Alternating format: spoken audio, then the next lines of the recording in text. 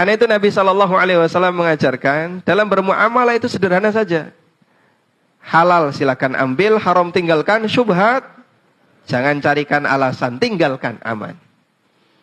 Sehingga orang kalau kemudian membatasi diri mengambil yang halal saja, itu akan lebih ringan baginya. Tayyib. Hadis yang kedua yang bisa kita jadikan sebagai acuan adalah hadis dari Hasan bin Ali radhiyallahu anhuma, cucu Nabi SAW. Beliau pernah mengatakan, hafidtu min Rasulillahi sallallahu alaihi wasallam. Aku pernah menghafal satu kalimat dari Nabi sallallahu alaihi wasallam. Apa yang beliau hafal? Nabi sallallahu alaihi wasallam pernah menyampaikan, da' ma yaribuka ila ma la yaribuk.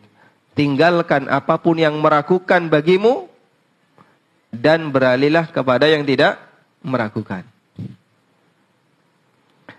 Sehingga ketika orang itu bersikap, sebelum mengambil keputusan, mikir dulu. Saya ambil enggak ya? Saya ambil enggak ya? Kalau sekiranya masih meragukan, maka dia tinggalkan. Kalau dia yakin insya Allah ini tidak ada masalah, silahkan diambil. Teori seperti ini disebut oleh para ulama, inilah teori yang paling gampang untuk menjelaskan apa itu sikap wara'. Hadis ini adalah menjelaskan tentang bagaimana cara yang benar dalam melakukan sikap wara'. Wara' didefinisikan oleh Syekhul Islam Ibnu Taimiyah. Yang dimaksud dengan wara' adalah tarku ma yakhafu dararuhu fil akhirah.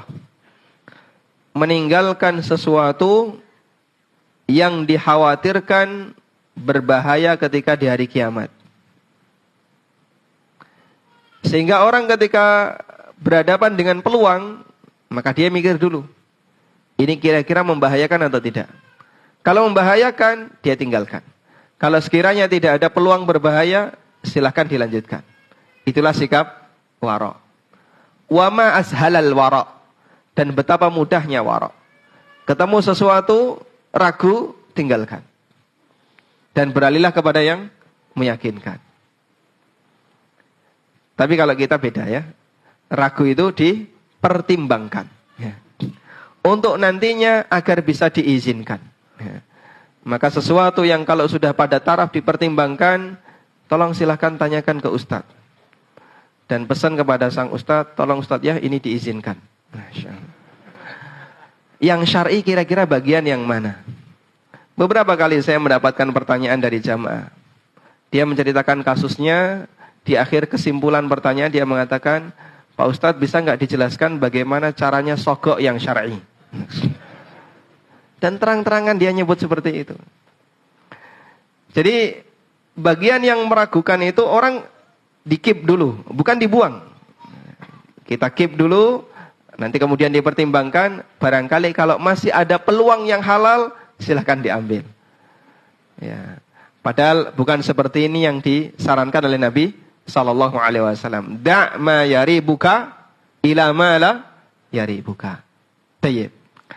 Dan hadirin yang dimuliakan Allah Subhanahu Wa Taala, kalaupun dalam kita berbisnis, andai kita hanya membatasi diri, saya akan mengambil yang haram saja, yang halal saya nggak mau. Misalnya kayak gitu ya. Sehingga setiap kita mencari harta, itu kita cari yang haram-haram saja. Itu pun sama sekali tidak akan menambah harta kita. Tidak akan menambah jatah rezeki kita. Dan juga sebaliknya. Ketika ada orang yang dalam berbisnis hanya membatasi diri mencari yang halal saja. Yang syubhat dia tinggalkan, yang ragu dia tinggalkan. Itu pun sama sekali tidak akan mengurangi jatah rezekinya. Karena jatah rezeki itu tidak bergantung dari bagaimana cara manusia mengambilnya. Tayyib. Karena itu, dengan prinsip seperti ini, insya Allah kita akan lebih siap untuk meninggalkan yang syubhat, meninggalkan yang di situ mengandung keraguan-raguan, sehingga kita yakin apa yang kita miliki betul-betul bisa dipertanggungjawabkan secara hukum syariat.